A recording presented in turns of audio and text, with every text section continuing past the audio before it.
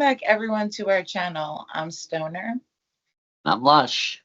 Like and subscribe. Today we're going to talk Dexter because the season finale for Dexter Resurrection is upon us. The anticipation is killing me.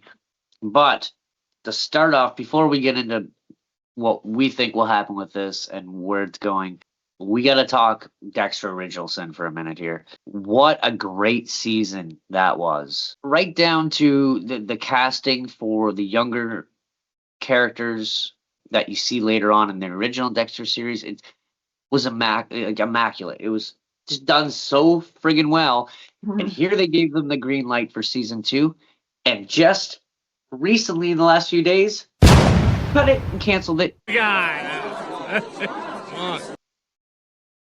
What the hell, Showtime? You just fucked up big time. Yeah.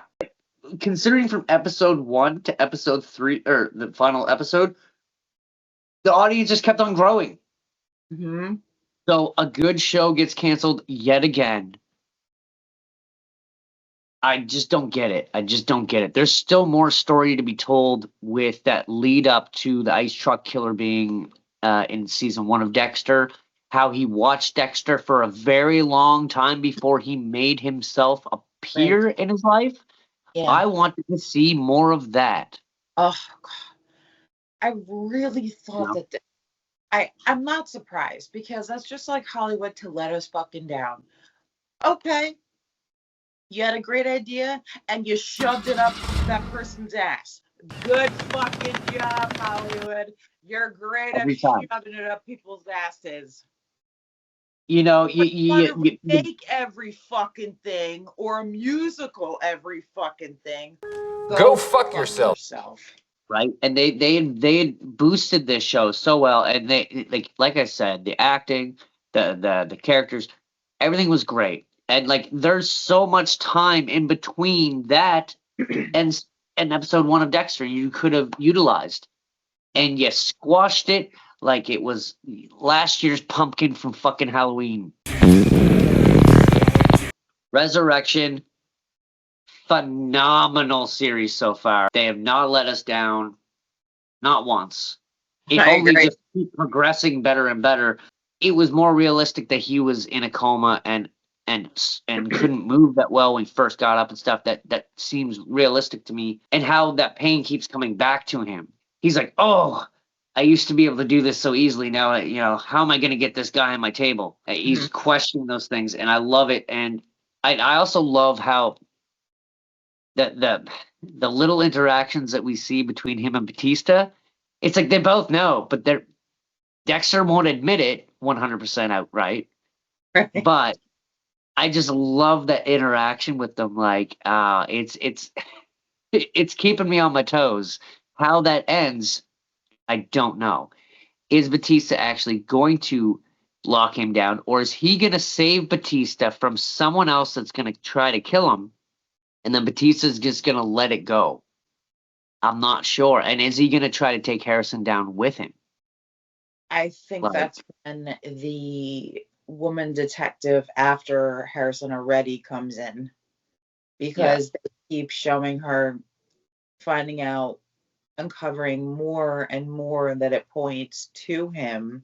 And I think that detective... I think Harrison and Dexter might help her find out who her white whale is, the New York Ripper.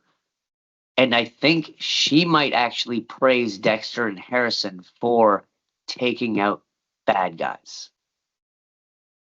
Because that one episode where she says to Harrison, when she's interviewing him, I think she says something to the effect like whoever did this, did a good deed by getting rid of this guy because he stopped him from hurting other women. Yeah. So she's almost, in a sense, praising that, but she has a job to do. But she's so calculated and kind of cold-hearted in a sense that she might let that slide. I don't know. Like, she's hard to read. Yeah, right? She's a tough cookie for sure. Because it seems to be not necessarily layers, but levels to this woman. because it's like there's different, I don't know, I guess everybody does, but I find it to be very interesting that she hasn't really tailed Harrison because she has such a, and then she's like, okay, fine, I'll let it go. And then Batista comes in and then stirs the pot again. Yeah. So, And then we did see in the preview that she tells Batista if he doesn't leave by tomorrow, she will be arresting him because he's technically not a police officer anymore. And then there's a lot of theories I see online is that they think the New York Ripper is the Trinity Killer's son because he was using that style of hook in like a bait shop or a a woodsman shop or something like that in one of the episodes in Dexter when Dexter came across him after a while after killing Trinity. But people are saying he's too young to be the New York Ripper. You are not! Because the New York Ripper hasn't killed anyone in a long time, he just keeps calling and taunting. And is he only calling and taunting because Peter keeps paying him money? In the last episode we saw, he confronted Dexter. He's still calling him Red, but I think he knows he's not Red. I think he's figured it out. And I don't know where that's gonna go. Yeah, there's a few moving parts here. And what about the character that gave Dexter the apartment? Where does he land in all this? I think he's gonna swoop in and save Dexter at some point. Even though he's mad at him right now, I think he's gonna come in and save him. And he's gonna find out the truth, but he's gonna be okay with it. There's be one more episode. I really think we're gonna get more seasons. I really hope we do. It can't just end like with one more 45-minute episode. Right? Like, honestly, you can't tie that all up in one go. I think they'll tie up some of it, but I think some are going to be loose ends and it's going to move on to another season. At least I hope. Since they already, pooped all over Original Sin and completely got rid of that. Exactly. Good move. Exactly. Yeah. No, not. Like, don't listen to the ratings. Don't listen to the freaking fans. The fans. Oh, and if that freaking show doesn't win some sort of award, especially now as it's only one, like, you guys better fucking recognize. But I pity the fool. Lady Vengeance. Yeah, I liked her. I wish she lasted longer. I really like a female killer, a female like strong kick-ass lead, and she totally was that character. Yes. Yeah.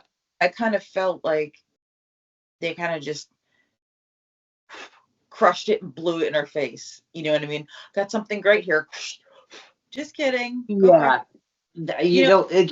If I were to rewrite the series, I would at least give her 2 more episodes. The timing of her suicide to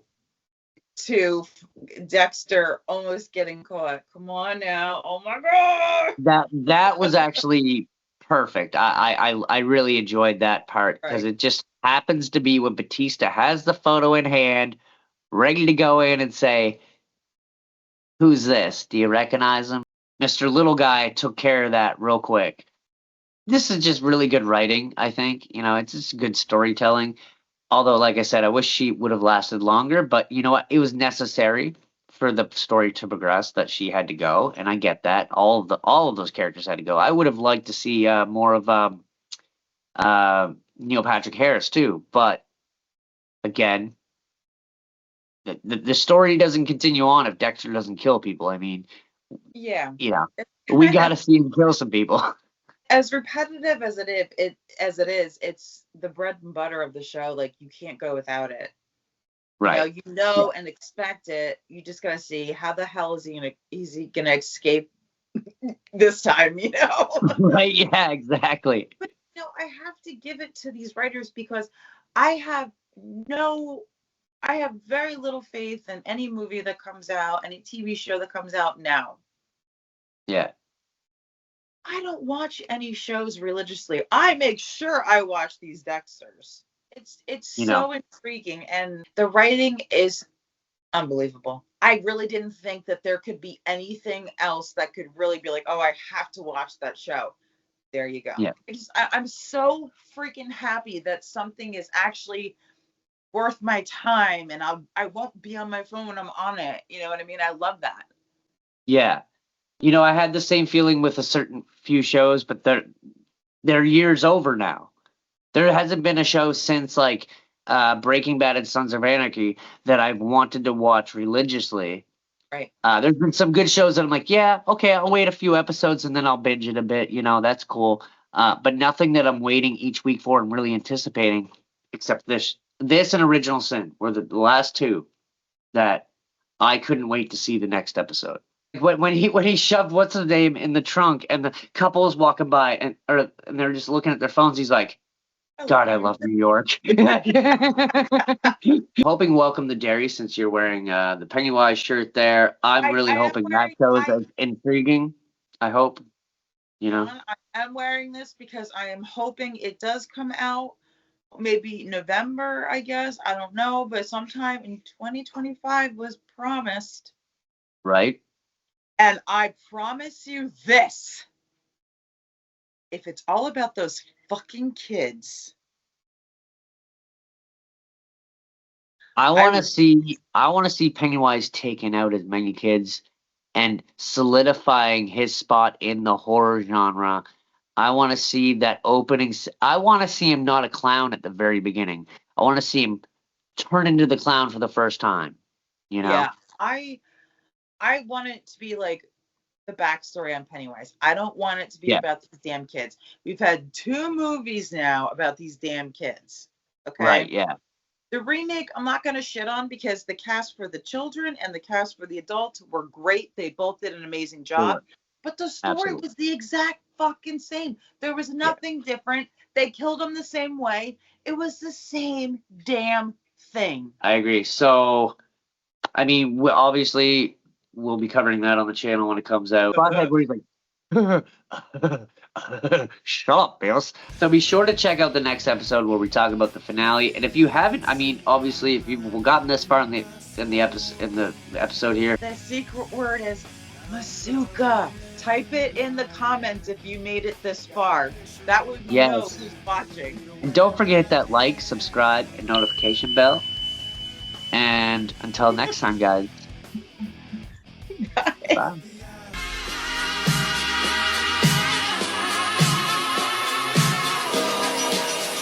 They'll never take me alive. I'm getting high with my profile. Dropped on you suckers, time to die, even as a youngster.